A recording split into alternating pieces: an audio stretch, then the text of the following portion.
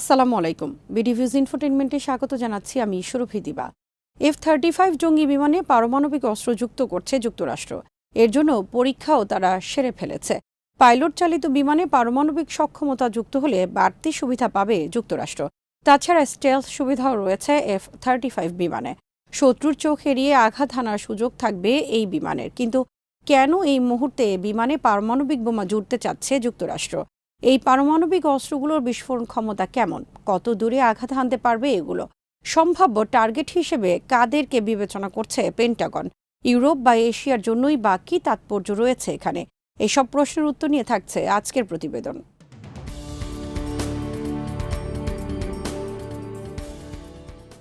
F-35-এ joint strike fighter বিমানকে নতুন মিশনের জন্য প্রস্তুত করছে যুক্তরাষ্ট্র। মিশনটা হলো পারমাণবিক বোমা বহনের সক্ষমতা অর্জন। পরীক্ষামূলক ফ্লাইটও শেষ করেছে মার্কিন বিমান বাহিনী। F-35-এ বিমান যাতে নিরাপদে B-61-12 থার্মোনিউক্লিয়ার বোমা নিয়ে টার্গেটে ফেলতে পারে সেটাই ছিল পরীক্ষার উদ্দেশ্য। পাইলট চালিত বিমানে পারমাণবিক বোমা জুড়ে দিয়ে সুবিধাজনক অবস্থানে থাকতে চাচ্ছে যুক্তরাষ্ট্র। যে কোনো সংকটে মার্কিন সরকারের কাছে এখন বাড়তি সুবিধা থাকবে। সংকট গুরুতর হলে শেষ মুহূর্তে পারমাণবিক বোমা ব্যবহার করতে পারবে তারা।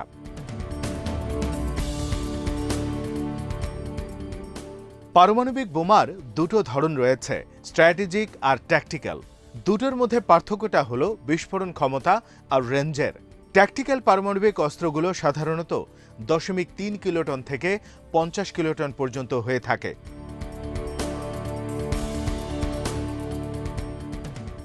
স্ট্র্যাটেজিক পারমাণবিক অস্ত্রগুলো পুরোপুরি ভিন্ন মাত্রার। এগুলোর রেঞ্জ শুরু হয় 100 কিলোটন থেকে, উপরের দিকে মেগাটন পর্যন্ত হতে পারে এগুলো। মার্কিন সামরিক বাহিনীর সবচেয়ে বড় অস্ত্রটি 1.3 মেগাটন ক্ষমতা সম্পন্ন। ট্যাকটিক্যাল পারমাণবিক অস্ত্রগুলো সাধারণত স্বল্প পাল্লার হয়ে থাকে। 500 মাইল বা এর কম দূরত্বের মধ্যে এগুলো ব্যবহার করা যায়।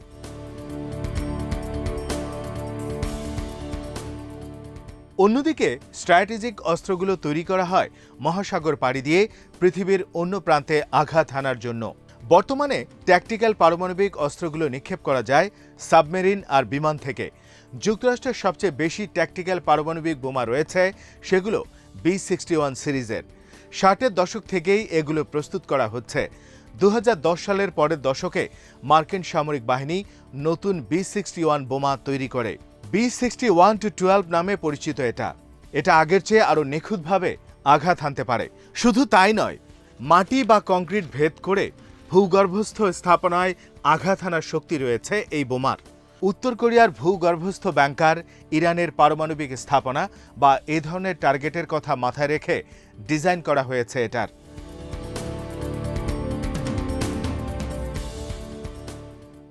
ভেদ করার ক্ষমতা বেশি হওয়ায় ভূগর্ভস্থ স্থাপনায় আঘাত হানার জন্য B-61 বোমাগুলো কার্যকরী। পুরনো B-61 সিরিজের বোমাগুলোকে উন্নত করে B-61-12 তৈরি করা হয়েছে। এগুলোর ধ্বংসের ব্যাপ্তি কম। ধ্বংসের ব্যাপ্তি 0.3 কিলোটন, 1.5 কিলোটন, 10 কিলোটন এবং 50 কিলোটনের মধ্যে সীমিত রাখার জন্য এগুলোতে নিয়ন্ত্রণ মেকানিজম রয়েছে। পারমাণবিক অস্ত্র তৈরির একটা গুরুত্বপূর্ণ নীতি হলো সকল অবস্থায় যাতে বোমার উপর নিয়ন্ত্রণ থাকে। যতটা পারা যায় বোমা ডিজাইনের সময় সেটা নিশ্চিত করার চেষ্টা করা হয়। একেবারে বোমা বিস্ফোরিত হওয়ার মুহূর্ত পর্যন্ত যাতে সেই নিয়ন্ত্রণটা থাকে, সেটাই থাকে লক্ষ্য। এর উদ্দেশ্য শুধু নিরাপত্তা নিশ্চিত করা নয়, বরং কঠিন মুহূর্তে যাতে নিজের প্রয়োজন মতো এটার বিস্ফোরণের মাত্রা কম বেশি করে নিয়ন্ত্রণ করা যায়।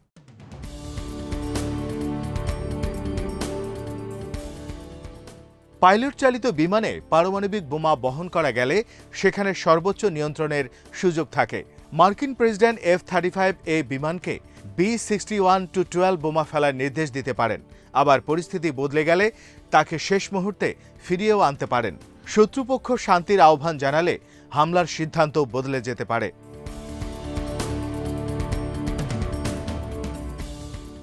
B-2 স্পিরিট বোমারু বিমানগুলোর ক্ষেত্রে এভাবে শেষ মুহূর্তে সিদ্ধান্ত বদলের সুযোগ রয়েছে। এখন F-35 বিমানে B-61-12 বোমা যুক্ত হওয়ায় পারমাণবিক অস্ত্র ব্যবহারের ক্ষেত্রেও সেই সুবিধা পাবে যুক্তরাষ্ট্র। তাছাড়া F-35 বিমানের স্টেলথ সুবিধা রয়েছে। নিজের অবস্থান লুকাতে পারবে তারা, যেটা F-15E স্ট্রাইক ঈগল বিমানে নেই। স্টেলথ সুবিধার কারণে শত্রু চোখ এড়িয়ে টার্গেটে আঘাত হানার সুবিধা F-35 এই বিমানের অনেক বেশি।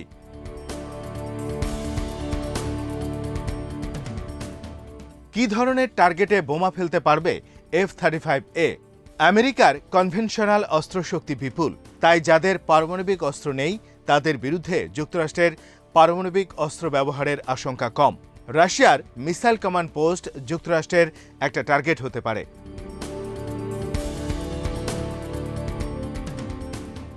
মস্কোর সাথে রাশিয়ার ট্যাকটিক্যাল পারমাণবিক ফোর্সের সংযোগ বিচ্ছিন্ন করার জন্য সেখানে হামলা করা হতে পারে। তাছাড়া রাশিয়ার মিসাইলের ভান্ডার নিজেই একটা টার্গেট হতে পারে।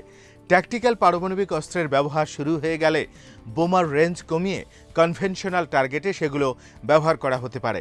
সেক্ষেত্রে বিভিন্ন সামরিক সদর দপ্তর, সরবরাহ ডিপো, কনভেনশনাল সেনা কেন্দ্রগুলো টার্গেট হতে পারে।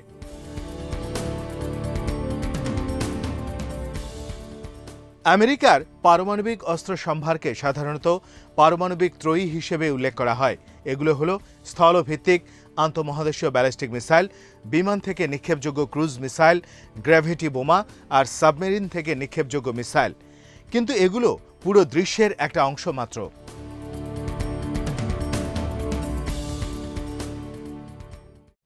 সেই 1950-এর দশক থেকেই ফাইটার আর অ্যাটাক বিমানগুলো দুই ধরনের যুদ্ধের জন্য প্রস্তুত করা হচ্ছে। একটি হলো কনভেনশনাল যুদ্ধ, অন্যটি পারমাণবিক। সে সময় ন্যাটোর উপর রাশিয়ার সম্ভাব্য হামলা ঠেকানোর জন্য এই ভাবনা শুরু হয়েছিল।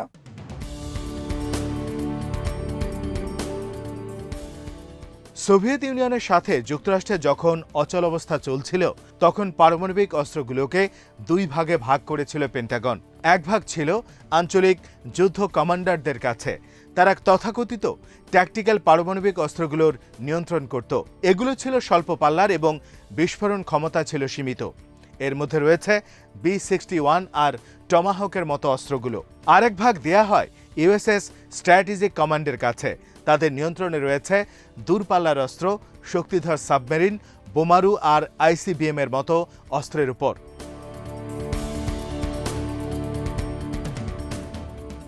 শীতল যুদ্ধ শেষ হলেও ট্যাকটিক্যাল বোমা আর ফাইটার জেট বিমানের উপর নিয়ন্ত্রণ ধরে রেখেছে আঞ্চলিক কমান্ডাররা। এই ফাইটার জেটগুলো কনভেনশনাল আর পারমাণবিক দুই ধরনের অস্ত্রই বহন করতে পারে। এর অর্থ হলো ইউরোপে যে মার্কিন বিমান বাহিনী রয়েছে, দ্বৈত ক্ষমতার এই বিমানগুলো এখনও তাদের কাছে আছে।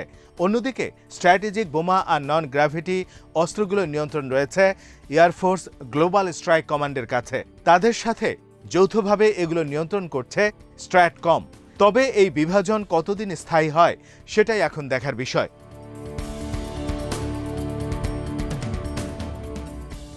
F-35 বিমানের বহর B-2 স্পিরিট বোমারু বিমানের চেয়ে দীর্ঘ সময় স্থায়ী হবে। B-2 বোমারু বিমানগুলো এই মুহূর্তে মার্কিন পারমাণবিক মিশনের প্রধান স্টেলথ অস্ত্র। তবে এটা এখন স্পষ্ট নয় যে ঠিক কতগুলো লাইটনিং টু জেট বিমানে নতুন অস্ত্র যুক্ত করা হবে। বিমান বাহিনীও খোলাসা করেনি কখন তারা আনুষ্ঠানিকভাবে F-35 এই বিমানে এই পরিবর্তন নিয়ে আসবে।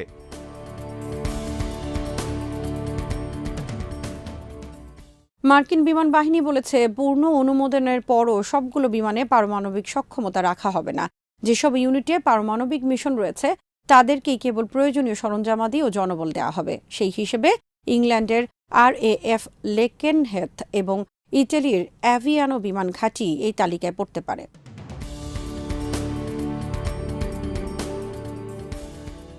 ন্যাটোর 5টি দেশ যুক্তরাষ্ট্রের সাথে পারমাণবিক অস্ত্র ভাগাভাগি চুক্তি করেছে। এই দেশগুলোতে প্রায় 100টি আমেরিকান গ্র্যাভিটি বোমা রয়েছে। দেশগুলো হলো বেলজিয়াম, জার্মানি, ইটালি, নেদারল্যান্ডস ও তুরস্ক। এর মধ্যে ন্যাটো বিমানে ব্যবহারের জন্য 60টি বোমা নির্দিষ্ট করা হয়েছে। ইউরোপের বিভিন্ন দেশ তাদের দ্বৈত ক্ষমতা জঙ্গি বিমানগুলোকে B-61-12 বোমা বহনের উপযোগী করে তুলছে।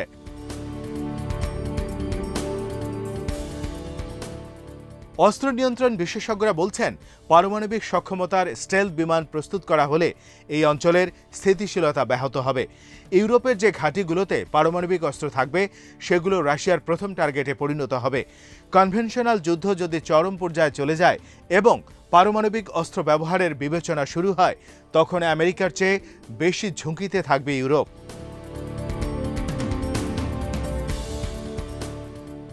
ইন্দো প্রশান্ত মহাসাগরীয় অঞ্চলেও আগামী দশকে মার্কিন প্রধান অস্ত্র হয়ে উঠবে F-35। তবে সেখানকার বিমানগুলোতে পারমাণবিক সক্ষমতা যুক্ত করা হয় কিনা সেটা এখন দেখার বিষয়। এখন পর্যন্ত ইউরোপে মোতায়েন বিমানগুলোর ক্ষেত্রেই কেবল এই সিদ্ধান্ত নিয়েছে যুক্তরাষ্ট্র।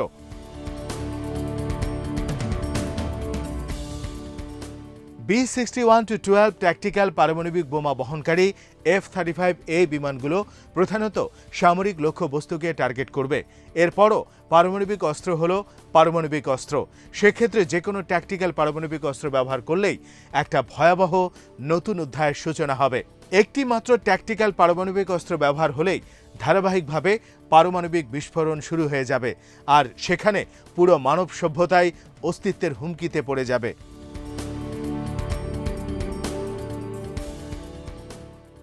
আজ এখানেই শেষ করছি। সমরাষ্ট্র, প্রতিরক্ষা ও কূটনীতির নানা তথ্য জানতে চোখ রাখুন বিডি ভিউজ ইনফোটেইনমেন্টে।